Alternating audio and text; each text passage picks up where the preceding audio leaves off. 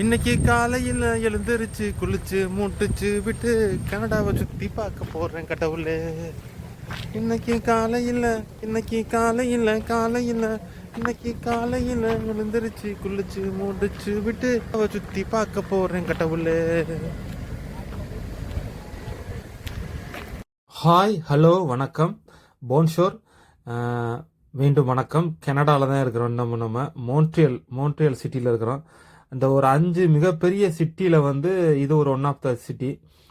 Toronto பக்கத்தில் இருக்க city. Toronto எல்லாரும் கேள்விப்பட்டிருப்பீங்க, ரொம்ப பிஸியான சிட்டி. நிறைய இந்தியன்ஸு, தமிழ் பீப்புள், அப்புறம் ஸ்ரீலங்கன்ஸ் நிறைய இருக்காங்கன்னு கேள்விப்பட்டிருக்கிறோம். நான் பார்த்தது இல்லை, ஏன்னா ஷிப் இங்கே போகாது. மோன்ட்ரியலில் வந்து இப்போ லாஸ்ட் டைம் வந்துச்சு, என்னால் போக முடியலை. இந்த வாட்டி வந்து மோன்ட்ரியல் வந்திருக்கு. இங்கே ஒரு சின்ன ஒரு இஷ்யூ ஆயிடுச்சு ஷிப்பில், அதனால் ஒரு 5 நாள் இங்கே தான் நிற்கிது. இன்றைக்கி எடுத்துருவாங்க. ஒரு 5 நாள் இங்கே தான் இருந்துச்சு. இப்போ வந்து அதாவது எப்படின்னா, நான் அதுக்கப்புறம் நான் என்னன்னு சொல்கிறேன். இப்போ வந்து நீங்கள் கனடா வந்து நீங்கள் வந்து சுற்றி பார்க்கணும் அப்படின்னு ரொம்ப நீங்கள் பிரியப்பட்டு ஆசைப்பட்டீங்கன்னா, வின்டர் சீசனில் தான் நீங்கள் இங்கே வந்து பார்க்கணும். கனடாவுடைய மொத்த அழகையும் வந்து என்ன சொல்கிற அழகு நாட்டியமாடும். இது வந்து மேப்பிள் ஸ்ட்ரீ வந்து அதான் நீங்கள் ஃப்ளாக்லாம் பார்த்துருப்பீங்களா, ஒரு இலை இருக்கும்ல, அந்த இலை தான் அந்த மரத்தோட இலை. இது வந்து என்ன சொல்கிறது, இது ஒரு அதோடைய அந்த இலையத்தை வந்து ஃப்ளாக்கில் வச்சுருப்பாங்க.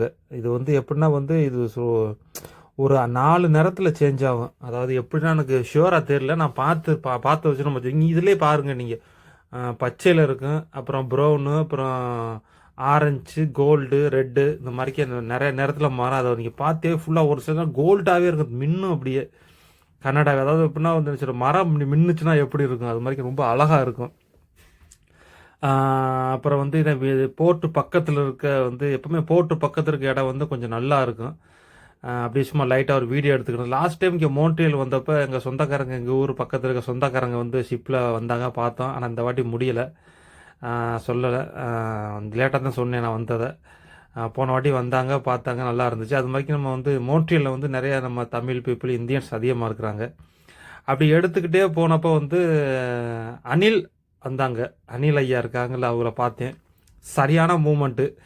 என்னென்னா வந்து நம்ம ஊரில் எப்படின்னா வந்து முதுகில் டேட்டு போட்டிருக்கோம், அந்த ராமர் போட்ட 3 கோடு இருக்கும். ஆனால் இதில் வந்து இல்லை, அதுக்கு வந்து இல்லை.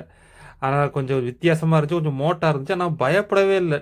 அதை நின்று அப்படியே நிற்கிது, ரெக்கக்னைஸ் பண்ணுறது. யார் தம்பி நீங்கள் அப்படின்னு பார்க்குது, ரெக்கக்னைஸ் பண்ணுது. யார் இன்னார் என்னன்னு பார்க்குது. பார்த்துட்டு பயப்படாமல் நிற்கிது. கொஞ்சம் க்ளோஸில் போனதுக்கப்புறம் கொஞ்சம் திருதுன்னு ஓடுனுச்சு. ஓட்டிட்டு என்ன பண்ணுச்சு, இப்படி பார்த்துச்சு, ரெக்கக்னைஸ் பண்ணிச்சு யாருன்னு பார்த்துட்டு இப்போ பண்ணிட்டு, தம்பி வணக்கம் தம்பி அப்படின்னுச்சு. வாங்க வணக்கம், நல்லா இருக்கீங்களா அப்படின்னு ஒரு வணக்கத்தை போட்டுச்சு. ஷாக் ஆயிடுச்சு. சரியான ஒரு ஃபென்டாஸ்டிக் ஒரு மூமெண்ட்டு. டக்குன்னு வணக்கத்தை போட்டுச்சு. எனக்கு ஷாக் ஆயிடுச்சு. என்னடா அது, இதோட ஐகானிக் என்ன சொல்கிறது, என்ன சொல்லுவாங்க, அது மேனரிசமாக என்னென்னு தெரியல. டக்குன்னு வணக்கத்தை போட்டு டக்குன்னு ஓடிடுச்சு. சரியான ஒரு மூமெண்ட் இது. அப்புறம் என்ன வந்து அப்படியே சரின்னு சொல்லிட்டு அங்கேருந்து அணிலுக்கு பாபாய் சொல்லிவிட்டு அப்படியே கிளம்பி சிட்டிக்குள்ளே வந்தோம். லைட்டாக நடந்து வந்தால் இங்கே டெஸ்லா ஒன்று போயிட்டு இருந்துச்சு. டெஸ்லா எல்லோரும் கேள்விப்பட்டிருப்பீங்க, நல்லா ஒரு லக்ஸரியஸ் காரு, ஒரு எக்ஸ்பென்சிவ் காரு. நம்ம எலன் மாஸ்க் இருக்காப்புல, அவருடைய அந்த ப்ராடக்ட்லேருந்து வந்தது. நம்ம டெஸ்லா பற்றி சொன்னதும் நமக்கு என்னென்னா, டெஸ்லாவில் வந்து ஃபஸ்ட்டு ஒரு இந்தியன்ஸை வந்து வேலைக்கு எடுத்தாங்கன்னா அந்த டெஸ்லா கம்பெனி வந்து யாருன்னா நம்ம தமிழ்காரரு. அவர் பேர் என்னென்னு தெரியல, ரொபோட்டிக் இன்ஜினியர், சென்னையில் படித்தாள். அவரை தான் டெஸ்லா கம்பெனியில் எடுத்திருக்கு. அவர் மிகப்பெரிய பதவியில் இருக்கார். இது வந்து பெருமை பேசுகிறது கிடையாது. இது மாதிரி ஒவ்வொரு ஃபீல்டுலேயும் ஒவ்வொரு ஆளுங்க இருப்பாங்க. சும்மா ஒரு இங்கே தான் தெரிஞ்சு எனக்கு, அதனால் வந்து சரி ஷேர் பண்ணிக்கிடுவோம்னு அப்படி தான். அப்புறம் என்ன பண்ண, அப்படியே நம்ம சரின்னு சொல்லிட்டு உள்ளே அப்படியே ஒரு கடை ஒன்று இருந்துச்சு. உள்ளே போனீங்கன்னா ஃபுல்லாகவே கனடியன் ப்ராடக்ட்டு. இதில் நான் வந்து என்ன சொன்னேன்னா வந்து இந்த ஷாப்பில் வந்து நான் வந்து என்ன சொல்ல ஆசைப்படேன், கனடியனுடைய விலைவாசியும் கனடியனுடைய அந்த டேக்ஸை பற்றி தான் ஃபுல்லாக நீங்கள் சொல்ல போகிறேன். என்னென்னா வந்து இங்கே உள்ள ப்ராடக்ட் எல்லாமே கனடியன். அதோட ஃப்ளாகு, டிஷர்ட், லோகோ எல்லாமே அதில் இருக்கும். Good girls go to heaven, bad girl goals to go to Montreal. இந்த மாதிரிக்கே வந்து என்ன சொல்ல, நல்ல பெண்கள் வந்து சொர்க்கத்துக்கு போவாங்க, கெட்ட பெண்கள் வந்து இங்கே தான் வருவாங்க அப்படின்னு சும்மா ஒரு இதுக்காண்டி, ஒரு ஃபண்ணுக்காண்டி போட்டிருக்காங்க. அது மாதிரி நிறைய அந்த மாதிரி லோகோ, இந்த வின்டர் கேப்பு, இந்த மங்கி ஹேட்டு, அப்புறம் இந்த உள்ளன் ஸ்வெட்டர், அந்த மாதிரிக்கெல்லாம் வந்து நிறையா இருந்துச்சு. அந்த கனடாவுக்கு வந்தோம். இது மாதிரிக்கே வந்தோம் அப்படின்னு நம்ம வந்து ஒரு ஞாபகத்துக்கு ஒரு என்ன சொல்ல ஒரு ரிமெம்பருக்கு நம்ம வாங்கி வச்சுக்கலாம். ஏதாவது எப்படின்னா வந்து எனக்கு கனடாவுடைய ஒரு வரலாறு, மூல வரலாறு இதெல்லாம் எனக்கு தெரியாது. சும்மா எனக்கு தெரிஞ்ச வச்சு நான் சொல்கிறேன் என்னென்னு. அப்புறம்னா வந்து நமக்கு சொல்கிறோம் கனடாவில் வந்து நல்ல பெரிய சிட்டி, நல்லா நல்லா செட்டில் ஆகி நல்லா வாழ்கிறாங்க அப்படிலாம் நம்ம சொல்கிறோம். ஆனால் வந்து இந்த இந்த இந்த சொட்டர் இருக்குது பார்த்தீங்களா, இது வந்து 45 கனடியன் டாலர். இது வந்து அதாவது போர்ட்டுக்கு பக்கத்தில் இருக்கிறனால கொஞ்சம் எக்ஸ்பென்சிவாக இருக்கா, இல்லை ஒரிஜினல் ரேட்டு இதானா எனக்கு தெரில. ஆனால் கொஞ்சம் இதை விட்டு கொஞ்சம் தள்ளி போர்ட்டை விட்டு கொஞ்சம் வெளில போனோம்னா கொஞ்சம் 25, 24, 30 அது வரைக்கும் வாங்கலாம். இதை நீங்கள் வாங்கினீங்கன்னா வந்து ஒரு 40 கனடியன் டாலர்னா, அதாவது நம்ம யூஎஸ்டி டாலர் வந்து $10 கனடியன் டாலர் வந்து கொஞ்சம் ஒரு 2.5 குறையும். இப்போ 7.5 அது வந்து கொஞ்சம் 10, அதோட கொஞ்சம் கம்மி வேல்யூ கனடியனில். ஏன்னா நீங்கள் அதை வாங்கினீங்கன்னா எப்படி பார்த்தாலும் $40 நீங்கள் வாங்கினீங்கன்னா $6-7 டேக்ஸ் போடுறாங்க. டேக்ஸு சரியாக விழுகுது இங்கே வந்து. அது டேக்ஸ் ரொம்ப அதிகமாக இருக்குது. விலைவாசியும் கொஞ்சம் அதிகமாகவே இருக்குது. அதனால் வந்து எல்லா இடத்துலையும் எப்படி இருக்கானதில்லை. ஆனால் வந்து இங்கே கொஞ்சம் டேக்ஸு கனடாவில் வந்து கொஞ்சம் டேக்ஸ் அதிகமாக தான் இருக்குது. அதே மாதிரி விலைவாசியும் கொஞ்சம் அதிகமாக தான் இருக்குது. ஆமாம், சரியான. அதாவது எப்படின்னா ஜஸ்ட்டு ஒரு ஒரு $5 பொருள் வாங்கினாலும் ஒன்று $1 + 50 பில்ஸுக்கு வந்து டேக்ஸ் போடுறாங்க. நல்லா நறுக்குன்னு போடுறாங்க டேக்ஸு. அப்புறம் அப்புறம் வந்து இந்த என்ன சொல்கிறது, இந்த பாட்டில்லாம் பார்த்தீங்களா, அது வந்து கொஞ்சம் நல்லாவே இருந்துச்சு. கனடியன் லோகோ ஃபுல்லாக. நீங்கள் எந்த ப்ராடக்ட் எடுத்தாலும் கீழே வந்து ஒரு லோகோ வச்சுருப்பாங்க. அதே இங்கே ஐகானிக். எங்கே கனடியன் என்ன பொருள் வந்தாலும் இந்த இலை வந்து கீழே சிம்பிள் தெரியும். இதே அந்த சிரப் நான் சொன்னல, அந்த இதில் மரத்துலேருந்து எடுப்பாங்க அந்த சிரப், அந்த மேப்பிள் ஸ்டீலேருந்து எடுப்பாங்க சிரப், அதான் அது. அப்புறம் அந்த வந்து கொஞ்சம் அங்கே தள்ளி உள்ளே வந்தால் சைனா டவுன் வந்துருச்சு. சைனா டவுன்னா சைனாவுடைய அந்த என்ன சொல்கிறது, சைனா ஜாப்பனீஸ் அந்த மாதிரிக்கு சைனா டவுன். அது உள்ள அங்கே உள்ள அப்படியே அட்மாஸ்பியரையும் ஹோட்டல்ஸ் ரெஸ்டாரண்ட்ஸ் அங்கே உள்ளது அப்படியே இங்கே எடுத்து இங்கே கொண்டாந்துருவாங்க. இன்றைக்கி எங்கெங்கே பெரிய பெரிய சிட்டிக்கு போனாலும் கண்டிப்பாக சைனா டவுனை பார்க்கலாம். நியூசிலாண்டு, ஆஸ்திரேலியா இந்த மாதிரி தியானம் பண்ணிக்கிட்டு இருக்காங்க பாருங்கள். அவங்க ஒரு மரபு வழக்கப்படி அவங்க அவங்க ஜாதி முறைப்படி அது மாதிரி சொல்லுவாங்க இல்லையா, அது மாதிரிக்கு வந்து அவங்க மரபு முறைப்படி வந்து தியானம் பண்ணிக்கிட்டு இருக்காங்க. அதனால் வந்து அவங்க தியானத்துக்கு ரொம்ப ரொம்ப முக்கியத்துவம் பண்ணுவாங்க. அதாவது எப்படின்னா அவங்க வந்து இது என்ன சொல்கிறது, புத்திஸ்ட் தானே ஜாஸ்தி இருப்பாங்க. அதனால் கோயிலுக்கு போனால் வந்து ரொம்ப அமைதியாக தியானம் பண்ணுவாங்க. சத்தமே வராமல் தியானம் பண்ணிட்டு போவாங்க. ஆமாம், அது மாதிரி நீங்கள் எந்தெந்த ஒரு பெரிய பெரிய சிட்டிக்கெலாம் நீங்கள் போனீங்கன்னா, ஆஸ்திரேலியா, நியூசிலாண்டு, கனடா, யூஎஸ்ஸு, வேறு என்ன துபாய், நீங்கள் எங்கே போனீங்களும் அந்த ஒரு சைனா டவுனுங்கிறது வந்து ஆக்கிரமிப்புப்படுத்தியிருக்கும். ஆனால் நம்ம என்ன இந்தியாவில் என்ன சொல்லிக்கிறவாங்கன்னா, சைனா பொருளுக்கு தடை விதிக்கணும், கொண்டு வரக்கூடாது, நம்ம இந்தியன்ஸு இங்கே உள்ளதை தான் நம்ம வந்து என்கரேஜ் பண்ணி கொண்டாடணும் அப்படிம்பாங்க. அது ஓகே தான். ஆனால் வந்து என்ன சொல்கிறது, சைனீஸ் பொருட்கள் இல்லாத கிராமமும் கிடையாது, வீடும் கிடையாது. இங்கே ஏதாவது கிராமத்தில் போய் உள்ளே நீங்கள் எடுத்து பார்த்தீங்கன்னா, உள்ளே பார்த்தீங்கன்னா ஒரு தலைவலி தைலம் இருக்கும், இல்லை கோடாளி தைலம் இருக்கும், இல்லை வந்து ஏதாவது ஒரு பூட்டுக்கிட்டு ஏதாவது ஒன்று மேட் இன் சைனா, ஏதாவது ஒன்று இருக்கும். அதனால் வந்து சைனா ப்ராடக்ட்லாம் நம்ம ஒன்றுமே பண்ண முடியாததெல்லாம்.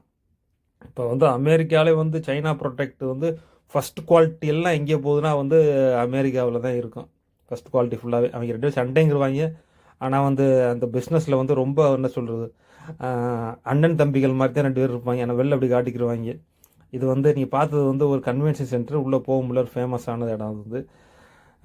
அப்புறம் என்ன சொல்கிறது, இது வந்து திருப்பி மீண்டும் நகர்புலம் வந்தது, ஒரு திரும்பி டெஸ்லா. அப்புறம் வந்து அப்படியே நடந்து அப்படி உள்ளே வந்தாச்சு. நீங்கள் பார்த்து கொண்டிருக்கிறனா வந்து நாயக்கர் மால்.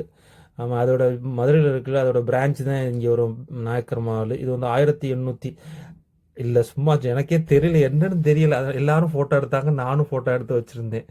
இது என்னன்னு தெரியல. அதாவது ஒரு அஃபிஷியல் ஏதோ பெரிய பில்டிங் தான். அதாவது தான் சொல்ல இதோட வரலாறை பற்றி எனக்கு ஒன்றும் தெரியாது. எல்லோரும் ஃபோட்டோ எடுத்தாங்க, அதனால் நானும் ஃபோட்டோ எடுத்து வச்சுட்டு, ஒரு நல்ல பில்டிங், செம்ம ஒரு நல்லா பார்க்குறதுக்கு நல்லா இருக்கும். ஆக்சுவலி ஆனால் கனடாவில் வந்து நிறைய இடங்கள் இருக்குது, எல்லாமே இருக்குது. நமக்கு அது என்னன்னு தெரியல. நமக்கு என்ன அந்த அளவுக்கு நமக்கு கனடியனை பற்றி நம்மளுக்கு பொதுவாக எனக்குன்னு இல்லாமல் பொதுவாகவே நம்ம ஊரில் வந்து அதை பற்றி நம்மளுக்கு அவ்வளோவா தெரியாது. கனடாவில் எது ஃபேமஸ், என்னென்ன ஃபேமஸ்ன்னு தெரியாது. நயாகரா ஃபால்ஸ் இருக்குல்ல, அது வந்து தெரியும், டொரண்டோ பக்கத்தில் இருக்குது. அந்த சைடு பார்த்தீங்கன்னா பஃபோலோ, நியூயார்க் பக்கமும் இருக்குது. அந்த சைடு நயாகரா ஃபால்ஸ் இருக்குது. காதல் கடிதம் அந்த பாட்டு அங்கே தான் எடுத்தாங்க. அது மட்டும் எனக்கு தெரியும், வேறு எதுவும் தெரியாது.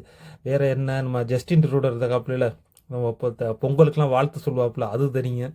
இதை விட்டால் நம்மளுக்கு எதுவும் எனக்கு தெரியாது. எனக்கு கனடாவுடைய வரலாறுல பற்றி நமக்கு தெரியாது.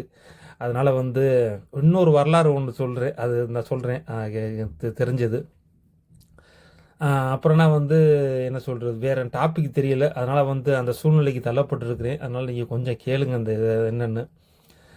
இப்போ வந்து ஒரு ஒரு ஒரு ஒரு 4-5 நாளைக்கு முன்னாடி எனக்கு ஃபோன் பண்ணி கேட்டாங்க, கனடாவில் வந்து ஏதோ இஷ்யூ ஒன்று போய்கிட்டு இருக்காமே, சம்பிச்சு போயிருச்சு, ரொம்ப இதாயிருச்சு, நிலை உழைந்து விட்டது, கொலாப்ஸ் ஆயிருச்சு அப்படின்னு பேசுன கேள்விப்பட்டியா அப்படின்னு கேட்டாங்க. யூடியூப்பில் பாருப்பா அப்படின்னாங்க.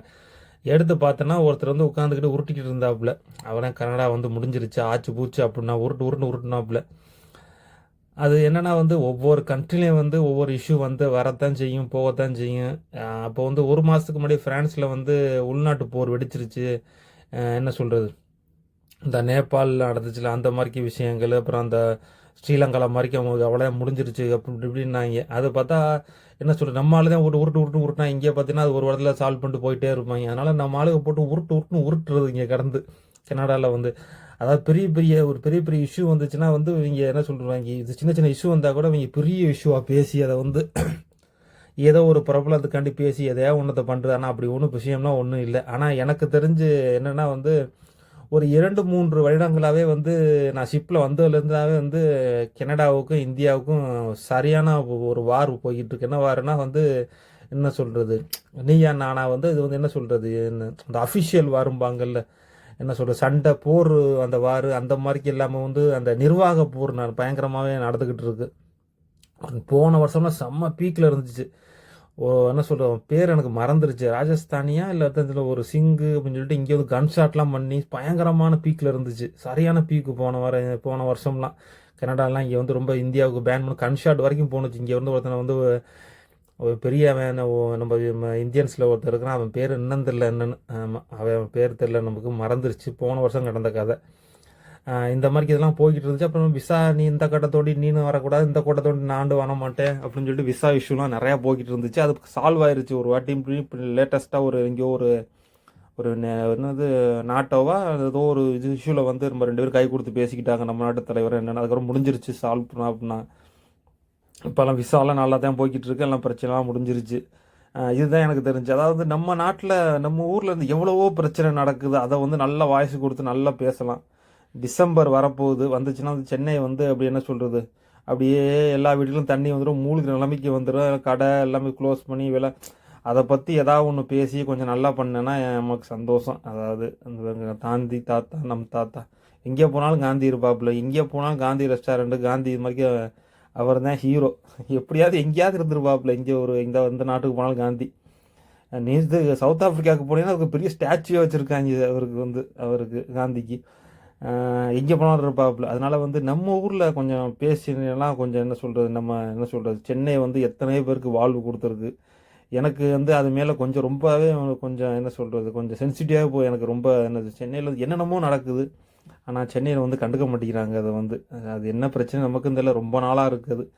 சரி, அப்புறம் என்னென்னா வந்து இங்கே உள்ள இன்னொரு விஷயம்னா வந்து குளிரை பார்த்தீங்கன்னா இங்கே ஒரு 4 நாளாக இருக்குது, இங்கே தண்ணியில் இருக்குது, வெளியில் வரவே முடியலங்க.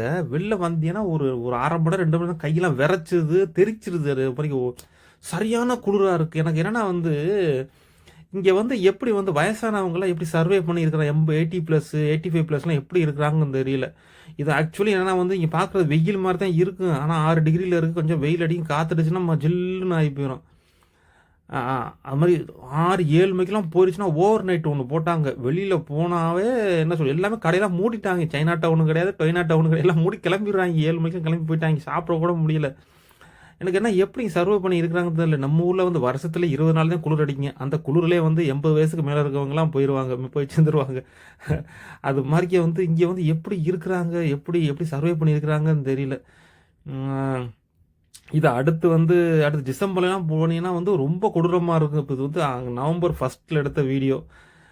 அப்புறம் என்னென்னா வந்து ஒரு சில இடத்துல வந்து வெளில போயில் எழுதி வச்சுருப்பாங்க, மண்டை பத்திரம்னு எழுதி வச்சுருப்பாங்க. என்னென்னு கேட்டிங்கன்னா ஐஸ் ஃபாலிங், ஐஸ் கொட்டுமா, அதனால் வந்து அப்படின்லாம் இருக்குது, நிறையா இருக்குது. இப்போ ஐஸ்லாண்ட், கிரீன்லாண்ட்லாம் இருக்குது, ஆனால் இந்த அளவுக்கு குளிர் இருக்குது, ஆனால் அந்தளவுக்கு பாப்புலேஷன் வந்து கம்மி தான். ஆனால் இங்கே ரொம்ப பாப்புலேஷன் இருக்குது, ரொம்ப குளிர், ரொம்ப கஷ்டப்படுவாங்க. நம்மளாலே முடியல, 4 நாள் நம்மளாலே இருக்க முடியல. வயசானவங்களாம் எப்படி இருக்கிறாங்கன்னு தெரியல. ரொம்ப கடினமாக தான் கனடாங்கிறது ரொம்ப கடினமான ஒரு கிளைமேட்டில் தான் இருக்கிறாங்க. நான் வீடியோலாம் பார்த்துருக்கேன். ஐஸ்லாம் அள்ளி கொட்டுவாங்க வெளியில் வீட்டில் இருந்து. இதான் எங்களுடைய வேலை, சென்னாயிரம் வேலை அப்படிம்பாங்க. அவ்வளோதான். நன்றி, வணக்கம். இதான் மேப்பிள் ஸ்ட்ரீயோடைய அந்த இலை சும்மா ரெட்டை இலை மாதிரி எடுத்து வச்சுருக்கீங்க. அப்படி அழகாக சிவப்பு கலர் சூப்பராக இருக்குது. இரட்டை இலை, கனடாவின் இரட்டை இலை, எம்ஜிஆரின் ஆசிர் பெற்ற சின்னம் இரட்டை இலை, அம்மாவின் ஆசிர் பெற்ற சின்னம் இரட்டை இலை, இரட்டை இலை, கனடாவின் இரட்டை இலை.